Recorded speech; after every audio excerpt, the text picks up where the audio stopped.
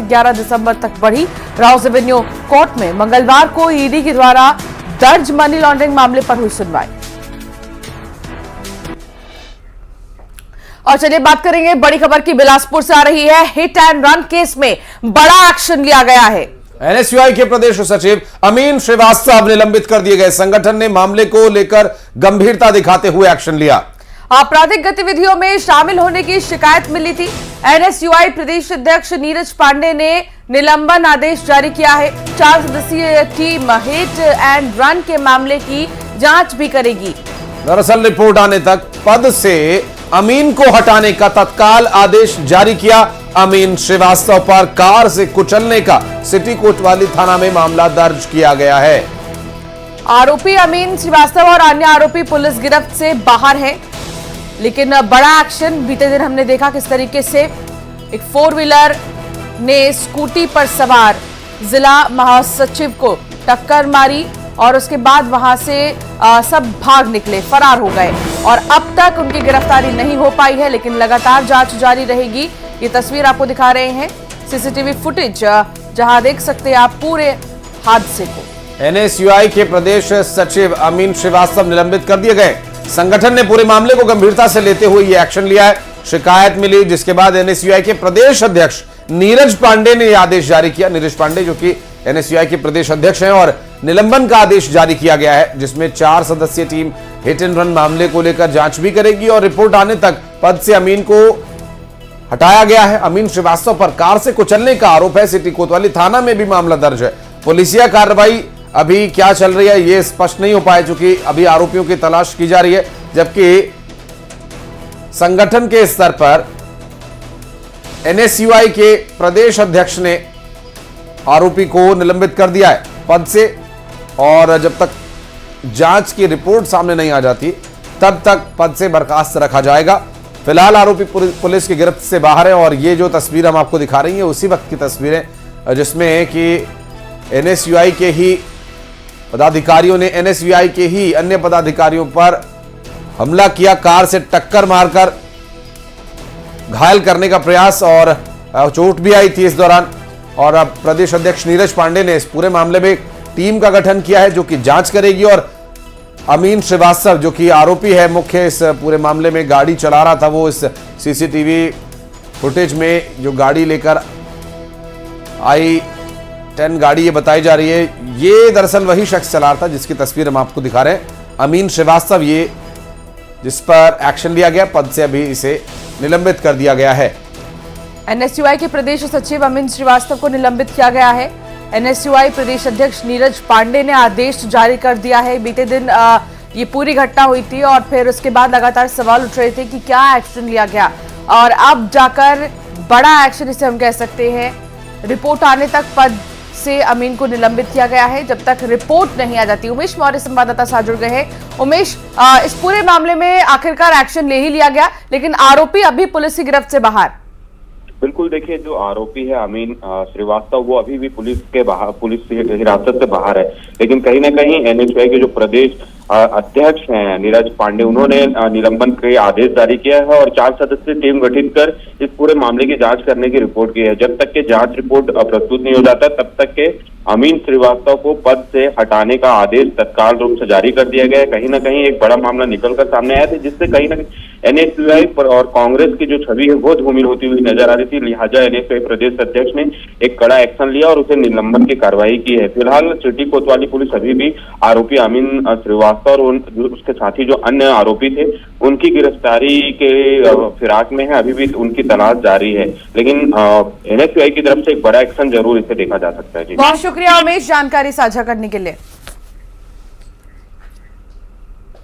और बढ़ते आगे, दमोह जिला मुख्यालय पर कोतवाली थाना क्षेत्र के बड़ा पुल के पास फुटेरा पटाखा फैक्ट्री में ब्लास्ट हो गया। इसके बाद बॉम्ब डिफ्यूज टीम ने बड़ी मात्रा में पटाखे और बारूद जब्त किए। फिर न्यायालय के आदेश के बाद विस्फोटक को दमोह के पास पहाड़ी पर डिफ्यूज किया गया।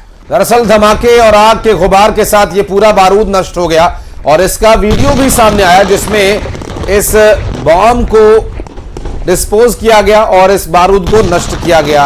और अंशिका, यूं ही पॉल्यूशन तो वैसे ही बहुत बढ़ रहा है, इसे नष्ट करने के और भी तरीके हो सकते थे, जिसे किसी और तरीके से भी नष्ट किया जा सकता था, लेकिन धमाका करके ही नष्ट करना ये समझ से बाहर है कि आखिर ऐसा क्यों किया गया। पटाखा फैक्ट्री में अवैध बारूद मिला था और बड़ी मात्रा में पटाखे भी नष्ट किए गए हैं और इसकी तस्वीर आपको दिखा रही है। धमाका, अवैध विस्फोटक नष्ट कर दिया गया।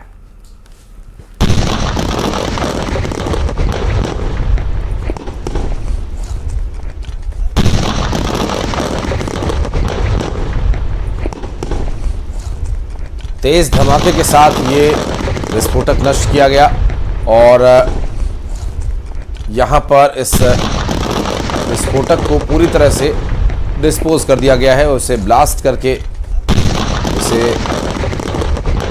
नष्ट किया गया है। अवैध रूप से ये रखा हुआ था बारूद।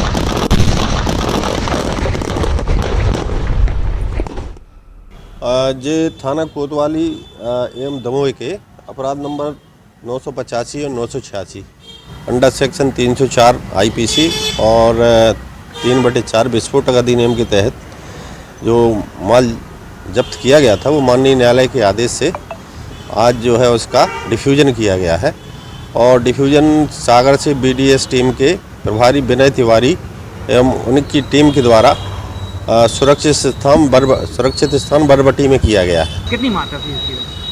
इसकी मात्रा करीब 60 से 70 केजी थी। तो ये कहाँ से जब्त किया गया था पूरा विस्फोट? एक घटनास्थल से जब्त किया गया था मामलों की विवेचना के दौरान थाना कोतवाली एवं थाना दमोह देहात। जबलपुर के गढ़ा थाना के सुप्तेश्वर क्षेत्र में रहने वाले दंपति बीते 15 दिनों से पुलिस थाने के चक्कर काट रहे हैं, लेकिन उनकी सुनवाई ही नहीं हो रही और एफआईआर भी नहीं लिखी जा रही। दरअसल 5 नवंबर को उर्मिला पांडे मंदिर से भगवान गणेश के दर्शन कर लौट रही थी, तभी बाइक पर आए 2 नकाबपोश बदमाशों ने उनके गले से 1.25 तोले की चेन छीन ली और फरार हो गए। वारदात के बाद भागते हुए बदमाश वहां लगे सीसीटीवी कैमरे में कैद हो गए। पीड़ित महिला अपने पति के साथ शिकायत लेकर पुलिस थाने पहुंची, लेकिन पुलिस कर्मियों ने चुनाव ड्यूटी का बहाना बनाकर आवेदन लेकर उन्हें वापस से भेज दिया। और ये उस वक्त की जबलपुर से तस्वीर जो सामने आई जिसमें कि चेन स्नैचिंग की वारदात को अंजाम देते हुए लुटेरे नजर भी आ रहे हैं और उसके बाद पुलिस से लगातार गुहार लगाई जा रही है कि इस पर कार्रवाई हो, एफआईआर दर्ज हो, शिकायत लिखी जाए कम से कम, लेकिन पुलिस इस मामले में कोई कार्रवाई नहीं कर रही। ऐसे आरोप लगाए जा रहे हैं पीड़ितों की तरफ से।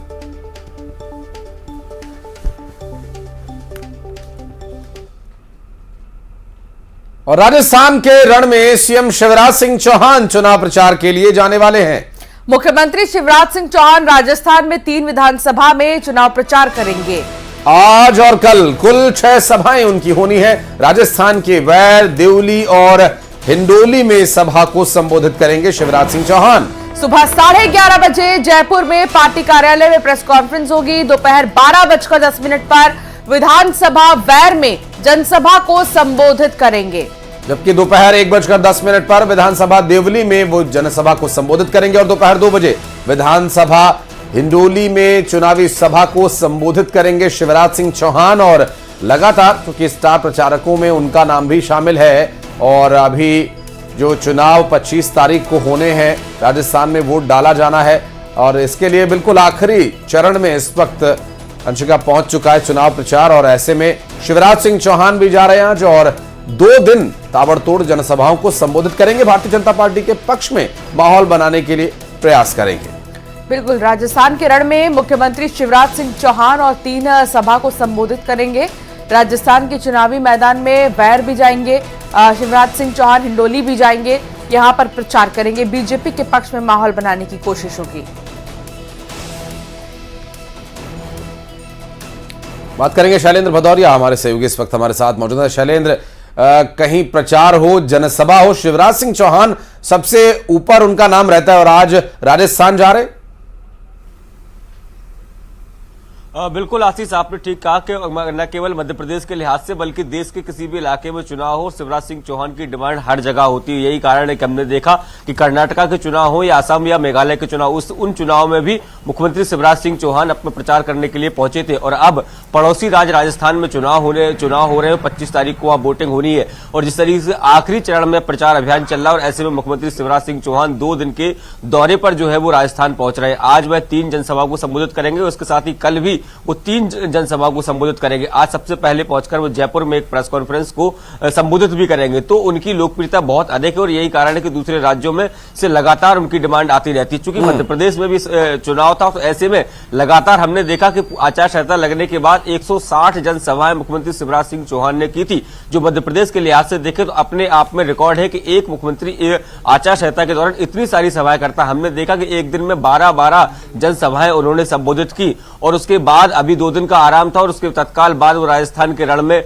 उतरने जा रहे हैं। ये बताता है किस तरीके से वह लोगों में लोकप्रिय है और जिस तरीके से राजस्थान में काटेगी टक्कर कांग्रेस और बीजेपी की बीच बताई जा रही है। तमाम जो दिग्गज है वो लगातार वहां पहुंच रहे हैं। देखिए, शिवराज सिंह चौहान जब दूसरे राज्यों में जाते हैं तो मध्य प्रदेश की योजनाओं का वो जिक्र किया जाता है। लाडली लक्ष्मी का जिक्र होता है, लाडली बहनाओं का जिक्र होता है, या जो तमाम जो योजनाएं हैं जो हितग्राहियों के लिए चलाई गई हैं उसका जिक्र होता है। और यही कारण है कि दूसरे राज्यों के जो मुख्यमंत्री है या पार्टी है वो ये चाहती है कि मुख्यमंत्री शिवराज सिंह चौहान वहां पहुंचे और जो तमाम जो फ्लैगशिप योजनाएं उन्होंने शुरू की है उसके बारे में बताए, क्योंकि उस योजनाओं के माध्यम से उस राज्य में भी वोटरों का साधने का प्रयास जो है वो बीजेपी के द्वारा किया जाता है। जी, बहुत शुक्रिया शैलेंद्र जानकारी साझा करने के लिए।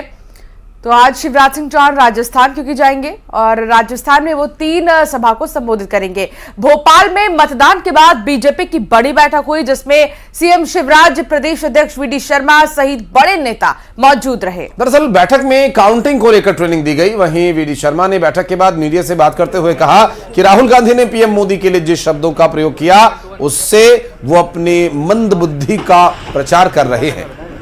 तो दिग्विजय पर एफआईआर को लेकर कहा, कानून क्या दिग्विजय सिंह की जेब में है, कानून का क्या वो पालन नहीं करेंगे। मैं तो कहूंगा कि और धाराएं लगनी चाहिए। लोगों को भड़काया, प्रशासन ने उन्हें धरना कैसे देने दिया। तरफ आनंद की वर्षा हो रही है, सब जगह कार्यकर्ताओं से चर्चा हुई है। आने वाले समय में क्योंकि एक निश्चित समय सीमा के अंदर उम्मीदवार को अपना हिसाब किताब जमा करना होता है, काउंटिंग की तैयारियां करनी होती है, इन सब विषयों पर हम लोगों ने चर्चा की है। देखिए, बैठक चुनाव संपन्न होने के बाद सभी लोग काम में लगे थे और चुनाव संपन्न हुआ तो 2 दिन से 3 दिन से थोड़ा रिलैक्स मूड में थे और अब उन्हें अपने सभी कामों की आगामी दृष्टि से काउंटिंग है, बाकी सभी विधानसभाओं में कार्यकर्ता अपनी तैयारियों में उत्साह के साथ जो लगे थे और काउंटिंग की तैयारी को लेकर के भी जुटेंगे। तो इसलिए सामान्य जो विषय, संगठनात्मक जो विषय उन पर चर्चा माननीय मुख्यमंत्री जी, नरेंद्र सिंह जी और संगठन महामंत्री जब लोग बैठे थे तो एक सामान्य तौर पर हमारी बैठक हुई है।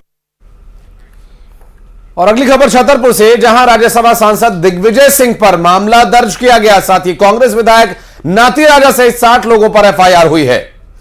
इन पर बिना परमिशन थाने में प्रदर्शन करने को लेकर पुलिस ने यह एफआईआर की है। पुलिस के मुताबिक कांग्रेस कार्यकर्ताओं ने आचार संहिता का उल्लंघन करते हुए पुलिस थाने में प्रदर्शन किया और इसलिए सभी के खिलाफ मामला दर्ज किया गया। बताते चले कि दिग्विजय सिंह छतरपुर में कांग्रेस कार्यकर्ता सलमान की हत्या को लेकर खजुराहो थाने के सामने धरना देने पहुंच गए थे और आरोपियों की गिरफ्तारी की मांग कर रहे थे। धरना प्रदर्शन हुआ जिस बात को लेकर अब एक्शन लिया जा रहा है। ये आज अपर कलेक्टर छतरपुर का प्रतिवेदन हमें प्राप्त हुआ था, जिस आधार पे हमने 188 आईपीसी की एफआईआर रजिस्टर्ड करी है, जिसमें 2 नामजद और अन्य करीब 60 से 70 लोग हैं। सर, क्या पूरा मामला था? क्या नहीं, इनके द्वारा ये थाना परिसर के सामने बिना कोई वैध अनुमति के टेंट लगा करके धरना प्रदर्शन किया गया था, जबकि पूरे प्रदेश में मॉडल कोड ऑफ कंडक्ट लगी हुई है। इसमें हमें प्रतिवेदन प्राप्त हुआ था, इस आधार पर हमने एफआईआर रजिस्टर्ड करी। भोपाल से खबर, भीतर घातियों पर कांग्रेस ने एक्शन शुरू कर दिया है। विधानसभा चुनाव में भीतर घात करने वालों की लिस्ट मांगी गई है। भोपाल, मुरैना, झाबुआ, रतलाम से शिकायतें मिली थी। उम्मीदवारों का साथ न देने की शिकायत थी। पहले कई नेताओं पर कार्रवाई हो चुकी है। पार्टी के खिलाफ काम करने वालों को बाहर का रास्ता दिखाया जाएगा। शाहजहांपुर के जिलाध्यक्ष को पहले ही एक्शन लेकर बाहर का रास्ता दिखाया जा चुका है। टीकमगढ़ के जिला संगठन मंत्री पर भी एक्शन हो चुका है। कांग्रेस पार्टी अब साफ सफाई में जुटी हुई है। ऐसे नेताओं को पार्टी से बाहर का रास्ता दिखाया जा रहा है जो भितरघात कर रहे थे, पार्टी के अंदर रहकर पार्टी को ही नुकसान पहुंचा रहे थे, या दूसरे शब्दों में कहा जाए कि अनुशासनहीनता दिखाई, पार्टी विरोधी गतिविधियों में संलिप्त रहे, चुनाव के दौरान उम्मीदवारों का साथ नहीं दिया, और इस पूरे मामले को लेकर अब एक्शन लिया जा रहा है। पहले भी कई नेताओं पर कार्रवाई की जा चुकी है।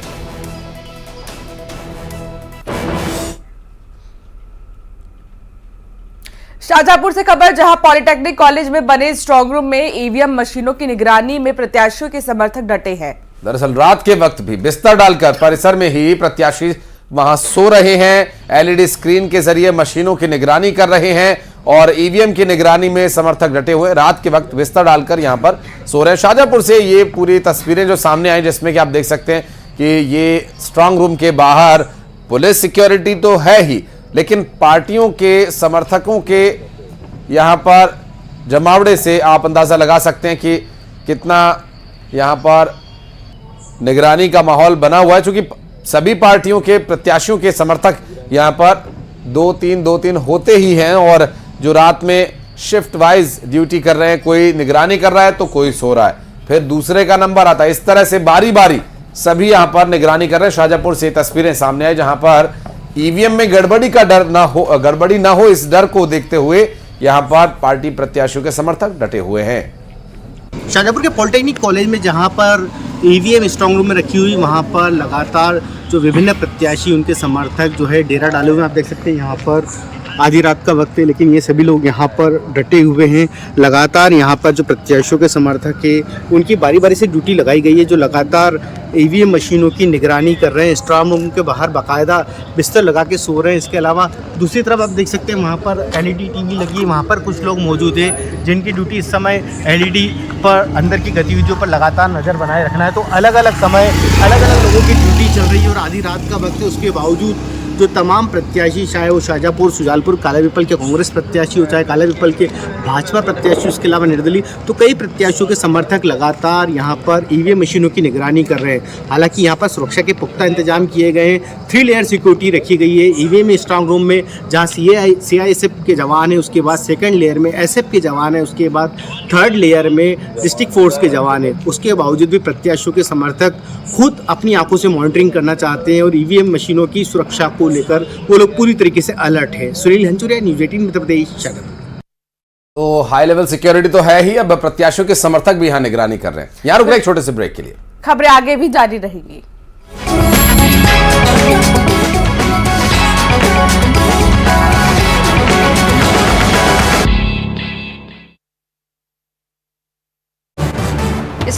रिस्क लेने के मूड में नहीं। शाहजहांपुर में कांग्रेस जिला अध्यक्ष पर गिरीगाज, पार्टी के खिलाफ काम करने का आरोप। शुजालपुर से मांगा था टिकट, बीजेपी के लिए काम करने का लगा आरोप। श्योपुर के प्राथमिक स्कूल में 10वीं की छात्रा ने पेड़ से लटक कर दी जान, मौके से सुसाइड नोट बरामद। और एक छोटा सा ब्रेक यहां पर ले रहे, खबरों का सिलसिला आगे भी जारी रहेगा, जल्द लौटते हैं।